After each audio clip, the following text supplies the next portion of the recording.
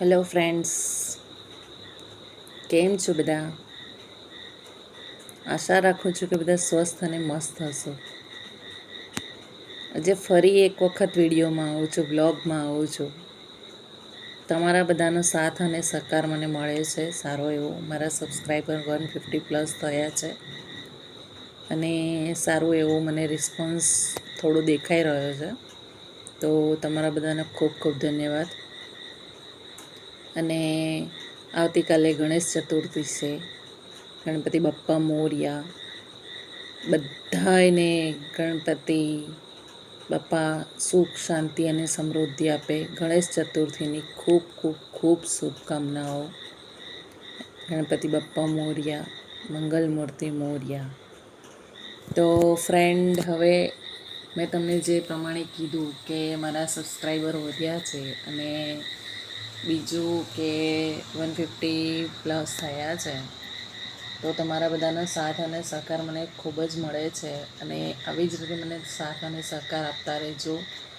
અને તમારા બધાનો સપોર્ટ પણ મને મળતો રહે છે, તો તમારા બધાનો દિલથી ધન્યવાદ કરું છું. અને બીજું ફ્રેન્ડ્સ, તમારા બધા માટે એક ન્યૂઝ પણ છે, જે મારા માટે પણ છે કે ફ્રેન્ડ્સ, મેં હમણાં તમને ખબર હશે કે મારો રિયલ એસ્ટેટનો બિઝનેસ છે. હું પોતે જ ચલાવું છું. મારું રિયલ એસ્ટેટનું કામ ચાલે છે સુરત અને મુંબઈમાં. તો ફ્રેન્ડ્સ, મેં મારી 3જી બ્રાન્ચ ઓફિસ સ્ટાર્ટ કરી છે હમણાં રિસન્ટલી જન્માષ્ટમી આસપાસ. તો મારું વર્કલોડિંગ વધી ગયું છે, પ્લસ મને ટાઈમ પણ હવે ઓછો મળે છે. તો મારું ઓફિસનું શેડ્યુલ, રૂટિન બધું જ થોડું ટફ થઈ ગયું છે. તો મને ટાઈમ નથી મળતો રીલ બનાવવાનો કે મારા વ્લોગ્સ બનાવવાનો, પોસ્ટ બનાવવાનો.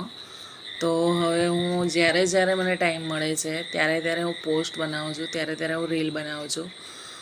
તો ફ્રેન્ડ્સ, આઈ હોપ કે તમે મને સમજશો અને તમે મારી પરિસ્થિતિને અનુસરશો, તો તમે કદાચ મને એ લેવલ પર સપોર્ટ કરશો. તો ફ્રેન્ડ્સ, પ્લીઝ મારા વિડીયો કોઈ પણ ટાઈમે આવે તો તમે રાહ જોજો.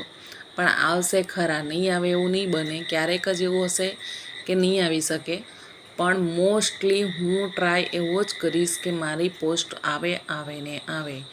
તો ફ્રેન્ડ્સ, તમે લોકો મારા પોસ્ટની રાહ જોજો. આવશે, દિવસમાં એક વખત તો ગમે તે ટાઈમ પર આવી જ જશે. તો અત્યારે હું મારા કામમાં ખૂબ જ બિઝી થઈ ગઈ છું અને મને ટાઈમ પણ નથી મળતો.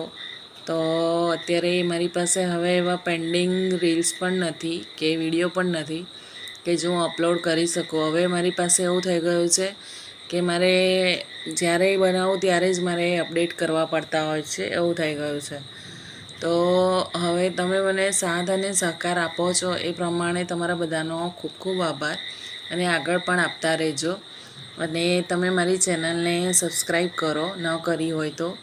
અને મારા પોસ્ટને જુઓ તમે અને સારી લાગે તો તમારા ફ્રેન્ડ્સ લોકો સાથે પણ શેર કરો. અને સારી લાગે છે તો કંઈક પ્લસ માઇનસ પોઈન્ટ માટે તમે મને રિવ્યૂ માટે કમેન્ટ્સ પણ કરી શકો છો ફ્રેન્ડ્સ.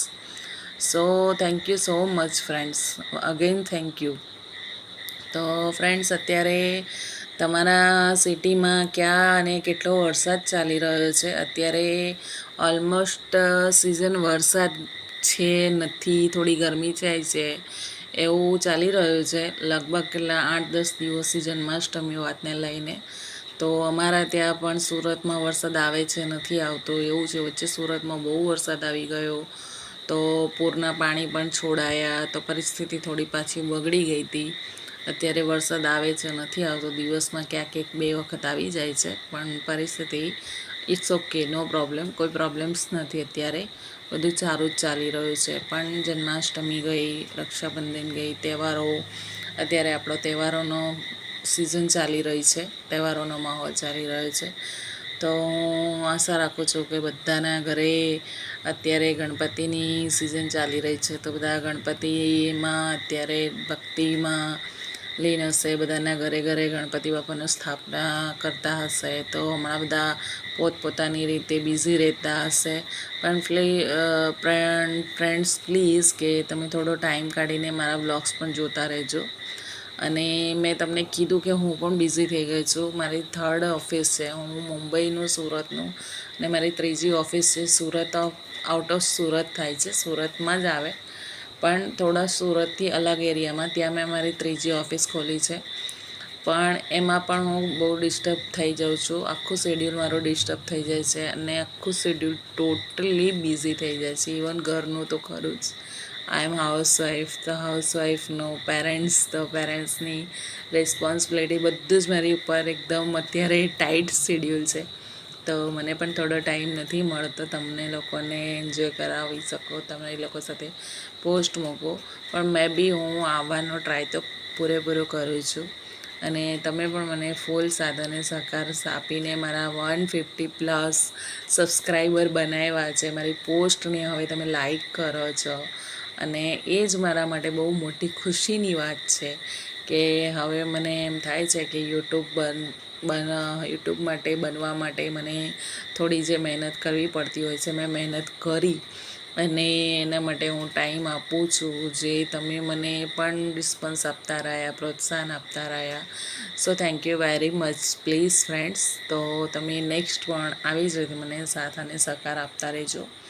અને ફ્રેન્ડ્સ, મારા કામકાજમાં પણ તમને ખબર હશે કે રિયલ એસ્ટેટના કામમાં મારું કામનું શેડ્યુલ પણ એટલું જ ટાઈટ હોય છે. તો એમાંથી પણ હું ટાઈમ કાઢીને પોસ્ટ માટે ટ્રાય કરું છું. તો ફ્રેન્ડ્સ, તમે લોકો પણ તમારા શેડ્યુલમાં બિઝી હોતા હોવ છો, આઈ નો, પણ જ્યારે ટાઈમ મળે, હું એમ નથી કહેતી કે તમે આ જ વખતે તરત જ મને મારી પોસ્ટ જુઓ, આમ તેમ. તમને જ્યારે પણ ટાઈમ મળે, સવાર, બપોર, સાંજ, રાત, કે જ્યારે પણ તમને ટાઈમ મળે છે ત્યારે પ્લીઝ તમે મારી પોસ્ટ એક વખત જોજો. અને તમને ગમે તો લાઈક, શેર અને સબસ્ક્રાઈબ કરજો. તમારા ફ્રેન્ડ્સ લોકો સાથે શેર કરજો પ્લીઝ ફ્રેન્ડ્સ. અને મને બીજું કે અત્યારે ગણપતિનો તહેવાર ચાલી રહ્યો છે, તો બધાના ઘરે લગભગ ઓલમોસ્ટ ગણેશ ભક્તો ગણપતિ બાપ્પાની સ્થાપના કરશે. ભગવાન ગણપતિ બાપ્પા ખૂબ ખૂબ ખૂબ પ્રગતિ કરાવે, બધાયની કરાવે, ને બધાનું આયુષ્ય સારું રાખે, નિરોગી રાખે, સુખ શાંતિ સમૃદ્ધિ આપે, રિદ્ધિ સિદ્ધિના દાતા, રિદ્ધિ સિદ્ધિ સાથે તમારા ઘરમાં ને બધાના ઘરમાં સુખ શાંતિ અને સમૃદ્ધિ સાથે પ્રવેશ કરે, એવી મારી બધાયને, મારા ફ્રેન્ડ્સ લોકોને પૂરેપૂરી દિલથી શુભકામનાઓ છે ફ્રેન્ડ્સ. તો ફ્રેન્ડ્સ, આજનો વ્લોગ હું અહીંયા પૂરું કરું છું અને તમારા બધાનો સાથ અને સહકાર ઈચ્છું છું.